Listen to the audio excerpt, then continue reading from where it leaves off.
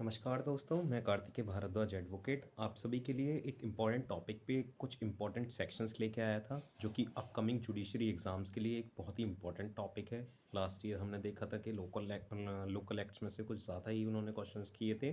तो इस वजह से मैं छत्तीसगढ़ लैंड रेवेन्यू कोड के कुछ इंपॉर्टेंट सेक्शंस लेके आया हूँ आपके लिए। तो अगर आप इस वीडियो को देख लेंगे तो मोस्टली आपके जो क्वेश्चंस हैं लैंड रेवेन्यू कोड के वो कवर हो जाएंगे।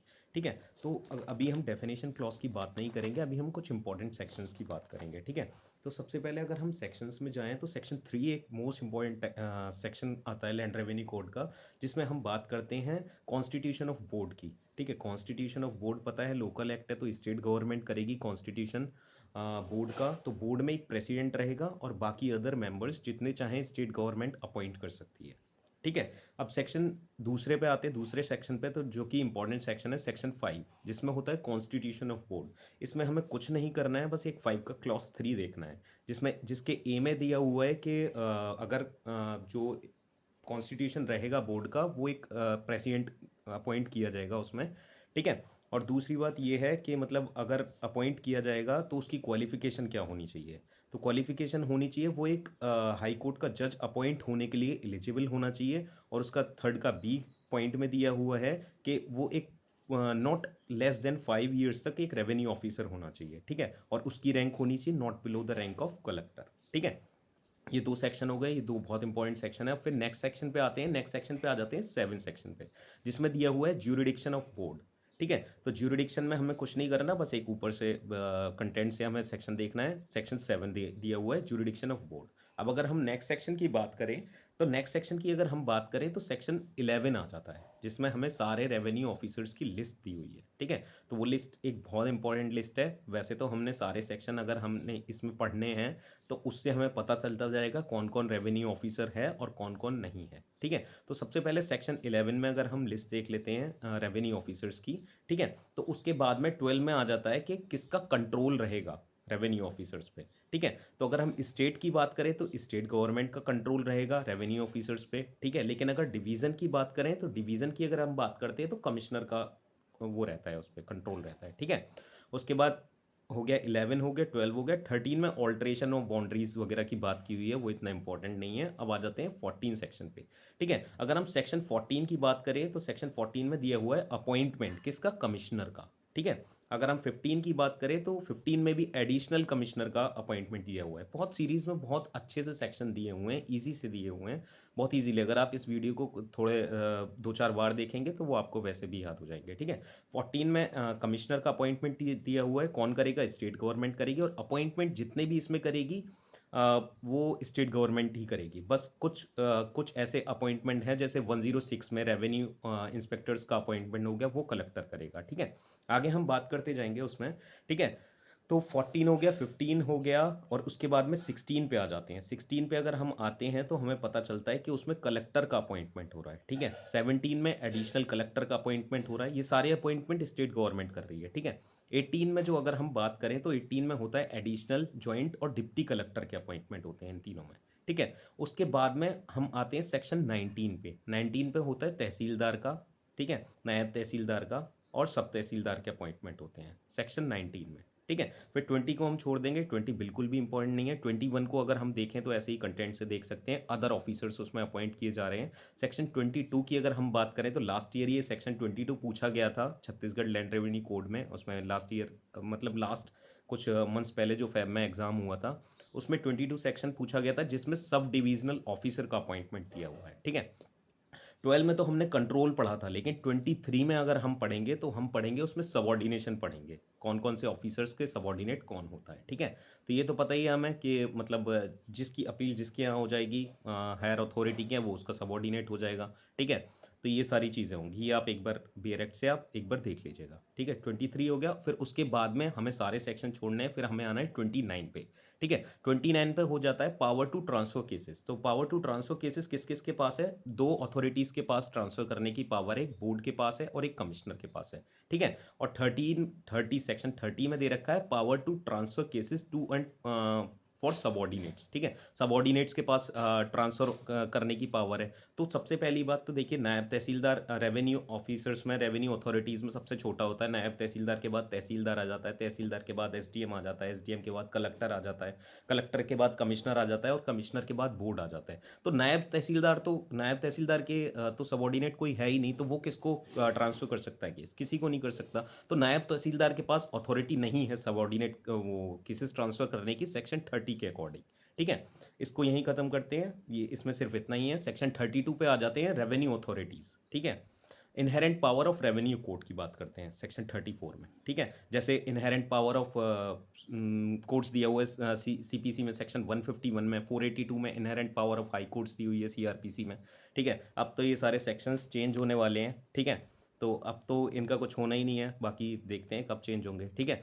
तो उसमें 32 में inherent power of revenue codes हो गए। सारे तीनों के सेक्शंस को अगर आप लिंक करके पढ़ोगे तो आपको याद रहेगा, ठीक है। फिर 34 में आ जाते हैं कंपेलिंग अटेंडेंस ऑफ विटनेस, ठीक है।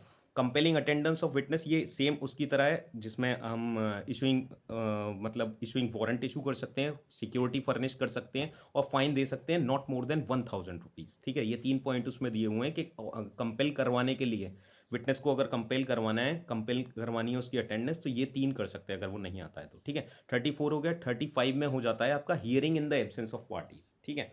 तो ये कुछ कुछ उससे मैच करता है। ऑर्डर अगर हम देखें तो ऑर्डर 9 रूल 2 में आ जाता है ना, वो अगर वो समन की कॉस्ट पे नहीं करता है तो हियरिंग वो डिसमिस हो जाता है सूट।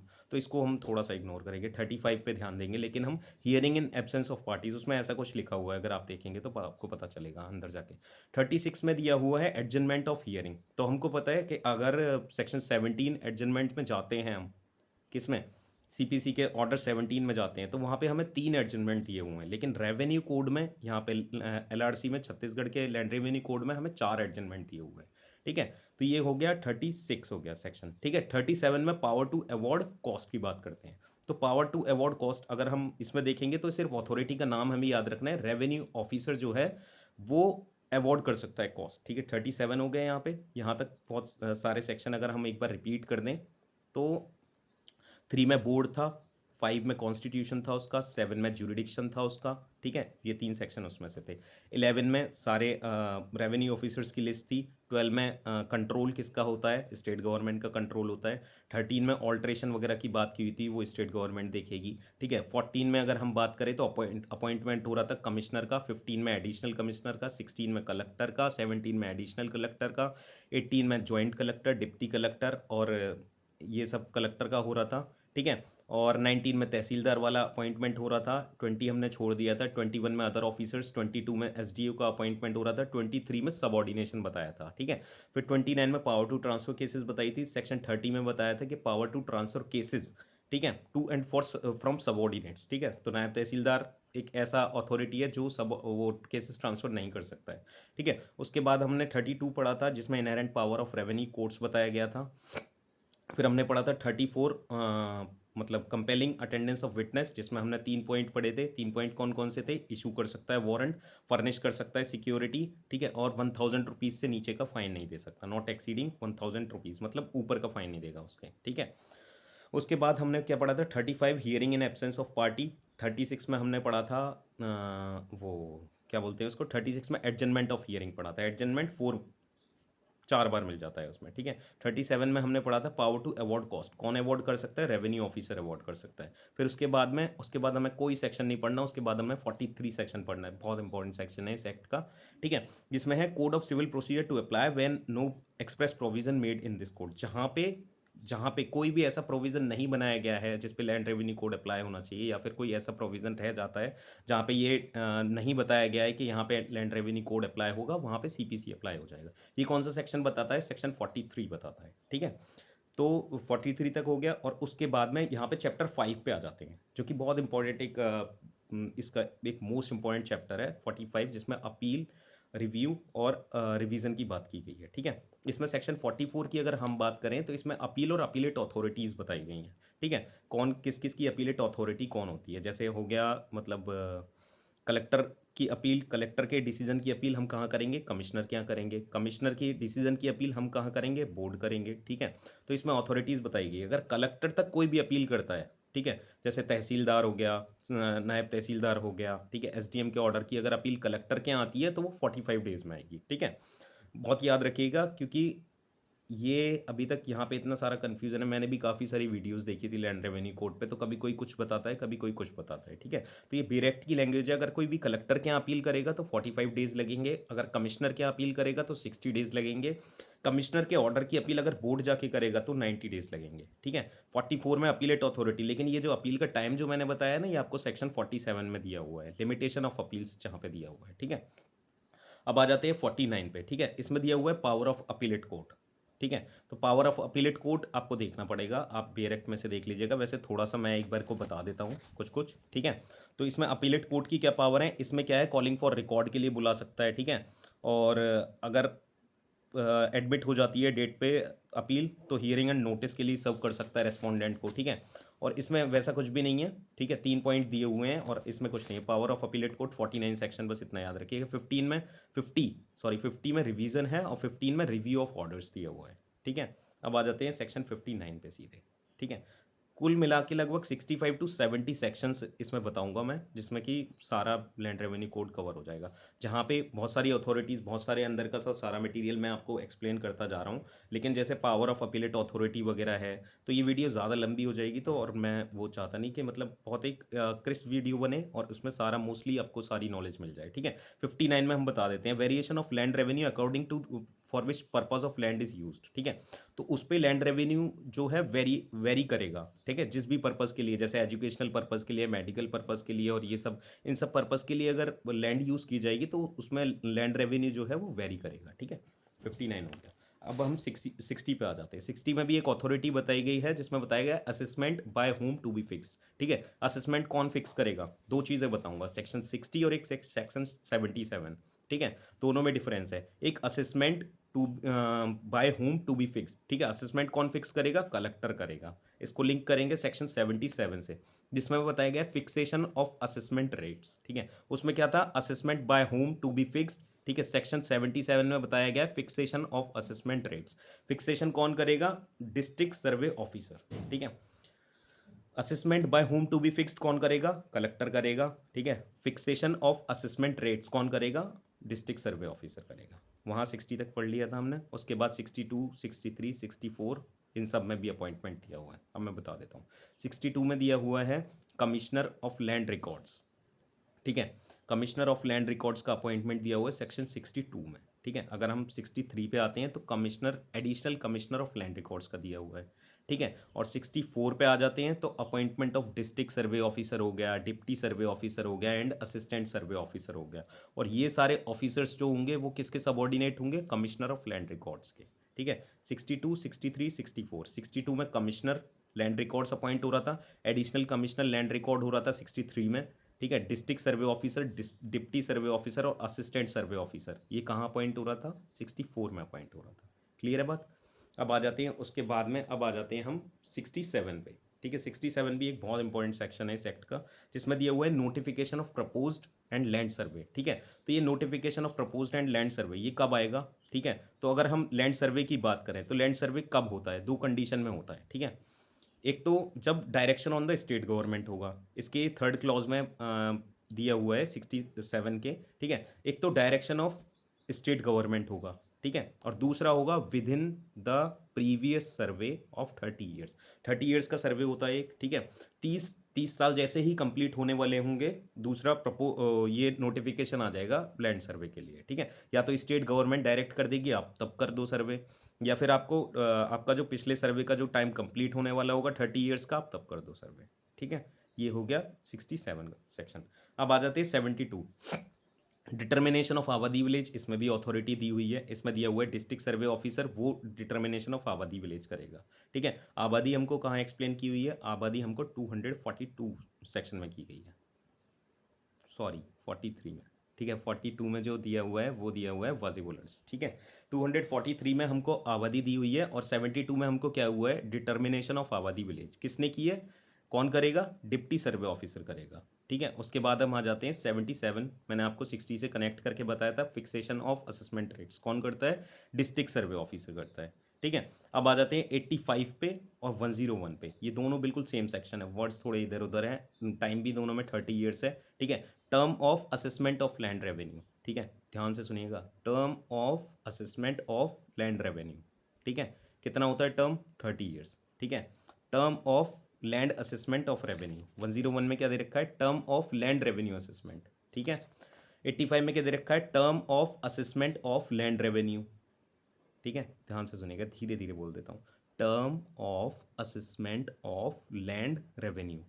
ठीक है, 30 ईयर्स हो गया। ठीक है। Term of land revenue assessment, 30 year हो गया, सेक्शन 101 हो गया।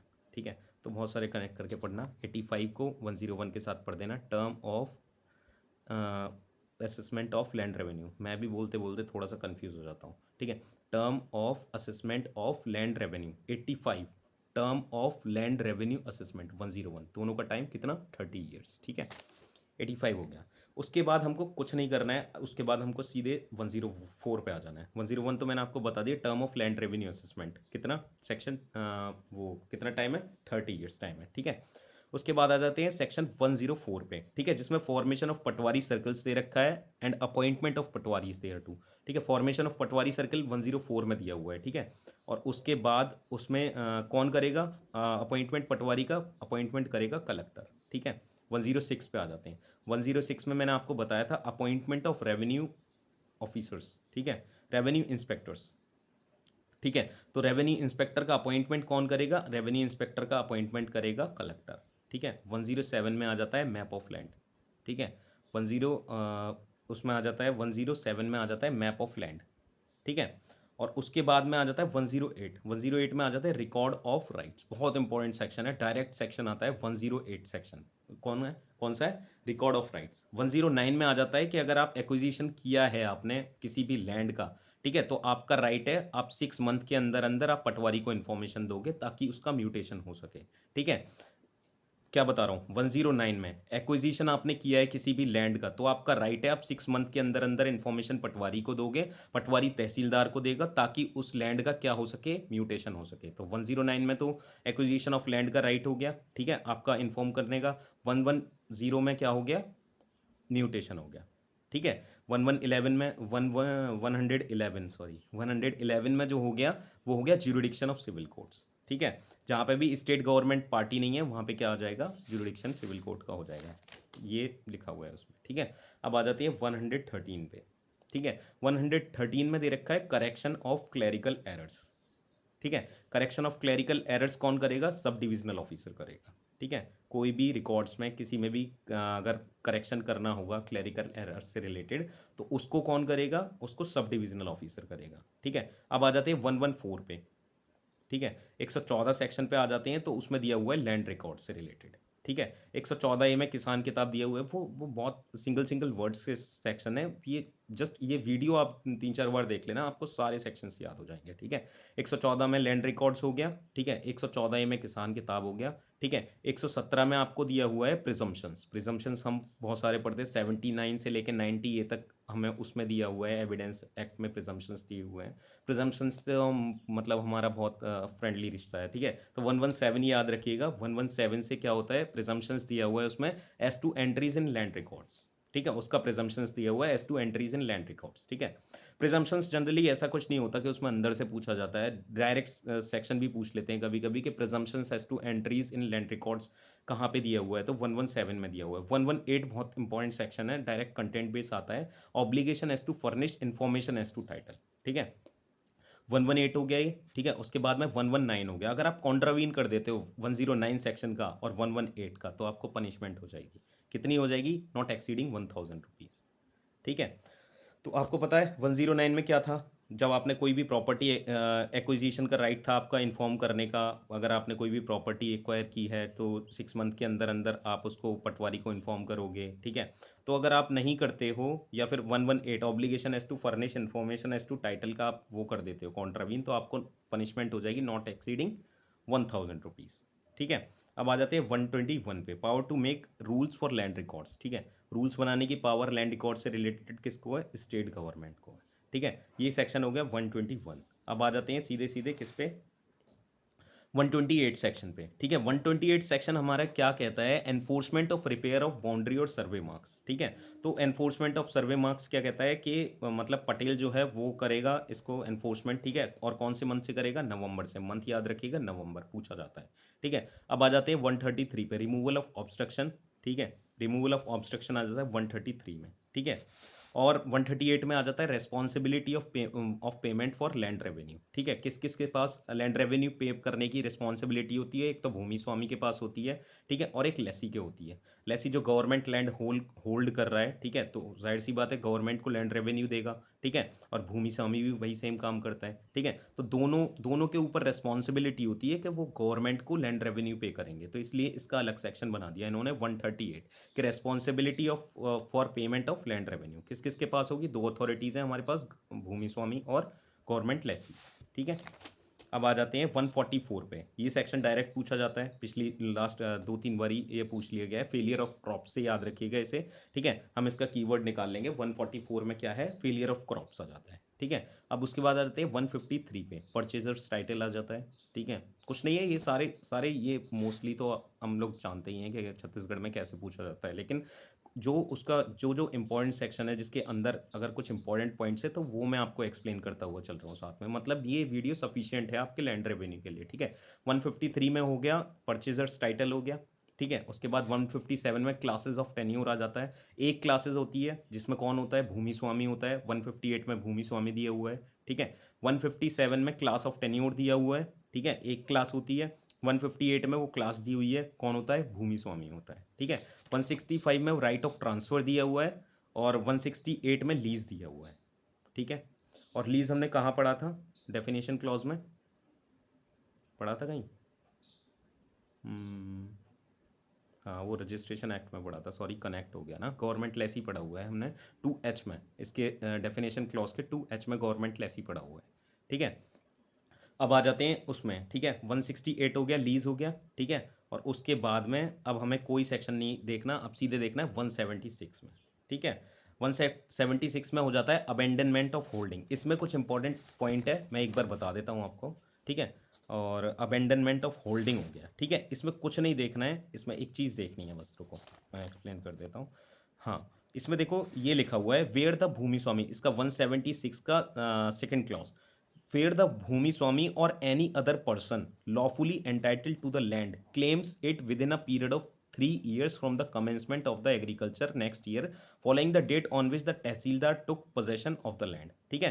तो यानी कि ये कह रहा है वेयर द भूमि स्वामी और any other person lawfully entitle होता है लैंड क्लेम करने के लिए, ठीक है। तो वो कब कर सकता है, विद इन 3 ईयर्स कर सकता है from the commencement of agriculture year next following the date, ठीक है। जो भी नेक्स्ट फॉलोइंग डेट को एग्रीकल्चर ईयर वो करने वाला होगा तो उसके 3 साल के अंदर अंदर वो उसको क्या कर सकता है, क्लेम कर सकता है। तो 178 में 176 में सिर्फ अबेंडनमेंट ऑफ होल्डिंग दे रखा है 3 year from the commencement of next agriculture year, इस बात को सिर्फ याद रखिएगा, काम हो जाएगा। 178, ठीक है। 178 में आ जाता है पार्टीशन ऑफ होल्डिंग, ठीक है। पार्टीशन ऑफ होल्डिंग का वो आ जाता है, ठीक है। अगर कोई सूट चल रहा है किसके यहाँ, तहसीलदार के यहाँ, ठीक है। तहसीलदार के यहाँ सूट चल रहा था, बात आ गई टाइटल की, ठीक है। तो टाइटल से रिलेटेड सूट तो अपना वो देखेंगे, सिविल कोर्ट देखेगा। तो तहसीलदार क्या करेगा, 3 महीने के लिए उस प्रोसीडिंग पे स्टे लगा देगा, ठीक है। तो 176 में सिर्फ इतना याद रख, 178 में पार्टीशन ऑफ होल्डिंग में सिर्फ इतना याद रखना है कि तहसीलदार जब कभी भी टाइटल की बात आएगी, टाइटल की अगर कभी भी बात आएगी तो तहसीलदार 3 मंथ्स के लिए स्टे लगा देगा उस प्रोसीडिंग्स पे, सिर्फ इतना याद रखना है 178 में, ठीक है। 188 में आ जाते हैं, 181 पे आ जाते हैं, 181 में आ जाता है गवर्नमेंट लेसीज, ठीक है। एक बार मैं कंफर्म करके बता देता हूँ, 2H में ही पढ़ा था ना गवर्नमेंट लेसी, हाँ 2H में ही है गवर्नमेंट लेसी, ठीक है। 2H को कनेक्ट कर दो 181 से, दोनों में गवर्नमेंट लेसी दिया हुआ। 183 में सर्विस लैंड याद रखो, ऐसा ही ये छोटे छोटे सेक्शंस जो होते हैं ना, one one single single word के, ये तो हमारा बोनस है, एक एक वर्ड में याद भी हो जाते हैं, और बाकी अगर कभी पूछ लिया जाए तो एक वो भी रहता है कि हाँ हमें तैयार है कुछ, ठीक है। 183 हो गया सर्विस लैंड, 181 हो गया गवर्नमेंट लेसी। अब आ जाते हैं सीधे कौन से, चैप्टर 17 पे। मैंने चैप्टर्स नहीं बताए हैं आपको, चैप्टर्स आप देख लीजिएगा, मैंने सिर्फ इंपॉर्टेंट सेक्शन बताए हैं, जो इस वीडियो को देखने के बाद आपका एक एक सेक्शन कंप्लीट हो जाएगा, ठीक है। इस वीडियो को देखने के बाद बस आपको बेयर एक्ट में सिर्फ डेफिनेशन क्लॉज देखने की ज़रूरत पड़ेगी, बाकी सेक्शन के लिए मत देखना बिल्कुल भी, ये वीडियो देख लेना सफिशिएंट रहेगा, ठीक है। 222 में अपॉइंटमेंट ऑफ पटेल्स के बारे में बात करते हैं, ठीक है। 222 में अपॉइंटमेंट ऑफ पटेल्स, एक बार मैं अथॉरिटी देख लेता हूँ कौन अपॉइंट करता है पटेल को, ठीक है। Appointment of Patels where two or person collector may distribute, ठीक है, subject to rules under section 158 duties of Patels as may things, ठीक है। The collector may appoint for each village, ठीक है, पटेल्स को जो है कलेक्टर अपॉइंट कर रहा है। अब हमें पता चल गया 222 में जो अपॉइंटमेंट हो रहा है वो भी कलेक्टर कर रहा है, 106 में जो अपॉइंटमेंट हो रहा था रेवेन्यू इंस्पेक्टर्स का वो भी कलेक्टर कर रहा था। बाकी सारे जो अपॉइंटमेंट किए वो किसने किए, स्टेट गवर्नमेंट ने किए। तो 2 अपॉइंटमेंट हमारे पास कलेक्टर के आ गए, 106 आ गया और 222 आ गया, ठीक है। 224 में ड्यूटीज़ बताई हुई हैं पटेल की, कुछ नहीं है, डायरेक्ट सेक्शन देखना है। 222 में पटेल्स को अपॉइंट कौन कर रहा है, कलेक्टर कर रहा है। 224 में ड्यूटीज़ ऑफ पटेल्स हो गया, ठीक है। उसके बाद में आ जाते हैं 230 पे, अपॉइंटमेंट ऑफ कोटवार्स आ जाता है, ठीक है। कोटवार्स, अपॉइंटमेंट ऑफ कोटवार एंड देयर ड्यूटीज़, ठीक है। इसका भी एक बार अपॉइंटमेंट देख लेते हैं, मेरा भी पढ़ा हुआ है पर थोड़ा सा कभी कभी ना मैसअप हो जाता है दिमाग में, तो इसलिए For each village or group of villages, there shall be appointed in accordance with rules made under Section 258 or more courtiers from the performance of such duties. That Madhya Bharat region, every person holds Chokidar Vindhyachal Ray. Provided that Madhya Bharat region, duty of courtiers under this section shall be performed of police Chokidars, who shall on the coming village group of village shall be appointed. इसमें दिया नहीं हुआ लेकिन कोटवार्स को 100% collector appoint करता होगा, ठीक है। तो 230 हो गया appointment of kotwars and their duties हो गया 230 में, ठीक है। कोटवार्स का अपॉइंटमेंट और उनकी ड्यूटीज़ हो गई। अब आ जाते हैं 230 पे, मुझे बड़ा मज़ा आता है 233 234 सेक्शन पढ़ने में, ठीक है। निस्तर पत्रक वाला 233 में, और इनसे एक क्वेश्चन तो आपको मिलेगा ही मिलेगा। निस्तर पत्रक क्या होता है, वैसे तो रिकॉर्ड ऑफ अनऑक्युपाइड लैंड होता है, जो मतलब अनऑक्युपाइड लैंड जो होती है उस सब का रिकॉर्ड को हम क्या कहते हैं, उस सब के रिकॉर्ड को हम कहते हैं निस्तर पत्रक, ठीक है। ये कहाँ पे दिया हुआ है, रिकॉर्ड ऑफ अनऑक्युपाइड लैंड 233 में दिया हुआ है सेक्शन, ठीक है।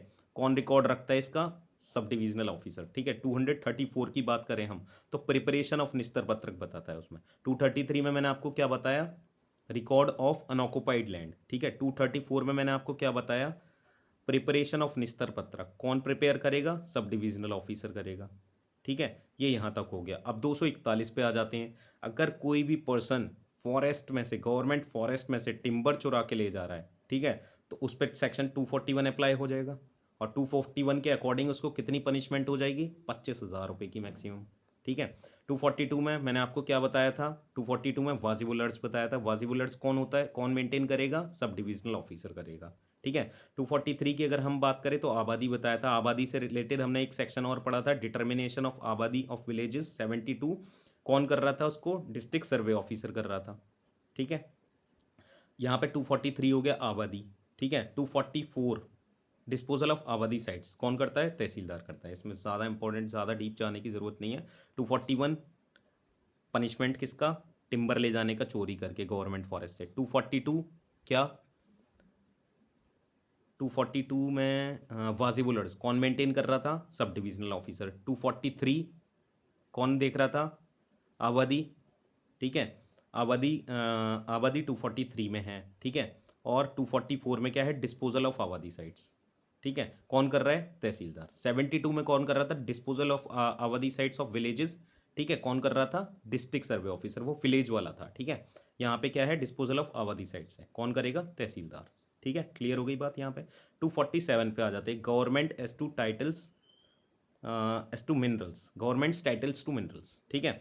अब इसमें भी सिर्फ यही है, अगर मिनरल विनरल गवर्नमेंट की कोई खदान वदान चल रही है, वहाँ से कोई चोरी करके मिनरल्स ले जाता है, तो उसको भी कितना पनिशमेंट हो जाएगा, 25,000 तक का हो जाएगा, ठीक है। 250 में हो जाएगा। बात करते हैं रीइंस्टेटमेंट of Bhumi Swami improperly dispossessed, अनुचित रूप से बेकब्जा किए गए भूमि स्वामी का पुनः स्थापन। तो इसमें पूछ लेते हैं क्या सिविल कोर्ट को अथॉरिटी है, तो नहीं है, क्योंकि 257 में दे रखा है exclusive jurisdiction of revenue authorities, ठीक है। तो यहाँ पे जब ये है भूमि स्वामी जो है अपॉइंट भी रेवेन्यू अथॉरिटीज़ के द्वारा किया जा रहा है, ठीक है, काम भी वो रेवेन्यू वाले कर रहा है, तो उसमें सिविल कोर्ट को कैसे अथॉरिटीज़ हो जाएगी, ठीक है। तो अगर इम्प्रॉपरली डिस्पोजेस कर दिया गया है भूमि स्वामी को, तो आप रेवेन्यू कोर्ट में ही जाओगे, सिविल कोर्ट में आपको नहीं जाओगे, ठीक है। 257 में आ जाता है exclusive jurisdiction of civil courts, वो सॉरी रेवेन्यू अथॉरिटीज़, ठीक है। ये सारे सेक्शंस थे इंपॉर्टेंट, ठीक है। इसको आप देख लीजिएगा एक बार, वीडियो को अच्छी लगे तो लाइक कर दीजिएगा, शेयर कर दीजिएगा, ठीक है। थैंक यू सो मच, बहुत बहुत धन्यवाद। इस वीडियो को आप 2 से 3 बार देख लेंगे ना, आपका रेवेन्यू कोड डेफिनेशन क्लॉज के अलावा सारा हो जाएगा। अगर आप मुझसे बोलेंगे, अगर वीडियो अच्छी लगे तो प्लीज़ कमेंट करिएगा और मुझे बताइएगा, अगर बोलेंगे तो मैं आपको डेफिनेशन क्लॉज भी दोबारा करवा दूंगा, ठीक है। Thank you so much. जय श्री राम।